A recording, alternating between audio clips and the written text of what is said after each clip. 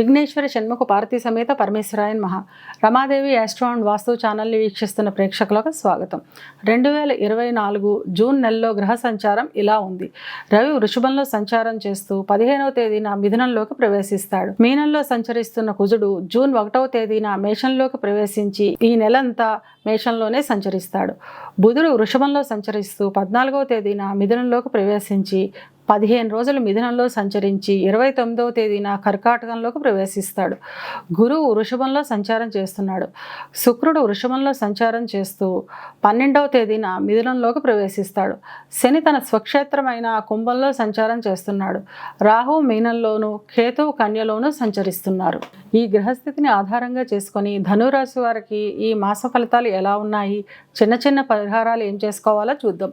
మూల 1, 2, 3, 4 పాదాలు, పూర్వాషాఢ 1, 2, 3, 4 పాదాలు, ఉత్తరాషాఢ మొదటి పాదము కలిపి ధనురాశిలో ఉంటాయి. ధనురాశికి అధిపతి గురువు.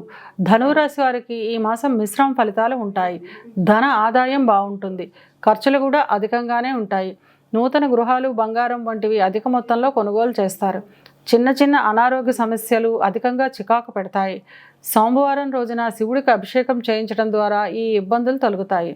ప్రాథమిక విద్యాభ్యాసం చేసే విద్యార్థులకు ధ్యాస తగ్గుతుంది. ఉన్నత విద్యాభ్యాసం చేసే విద్యార్థులకు తమ కోరుకున్న ఫలితాలను పొందుతారు. విదేశాలకు వెళ్ళే విద్యార్థులకు, విదేశాల్లో విద్యాభ్యాసం చేసేవారికి ఈ మాసం చాలా అనుకూలంగా ఉంటుంది.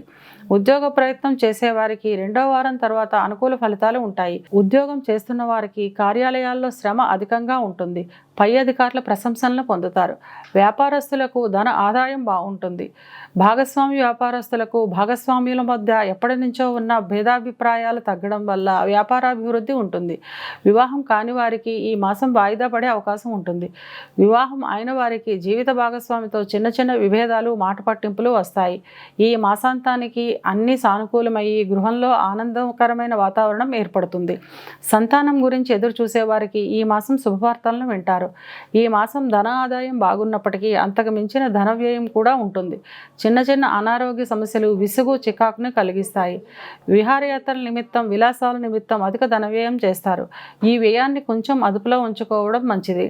ఇవి కేవలం గోచార ఫలితాలు మాత్రమే. గోచార ఫలితాలు పూర్తిగా జన్మజాతక చక్రంపై ఆధారపడి పనిచేస్తాయి కనుక తమ జన్మజాతక చక్రాన్ని విశ్లేషణ చేయించుకోవాలనుకునేవారు కింది నెంబర్కి వాట్సాప్ చేసి కన్సల్టేషన్ తీసుకోండి.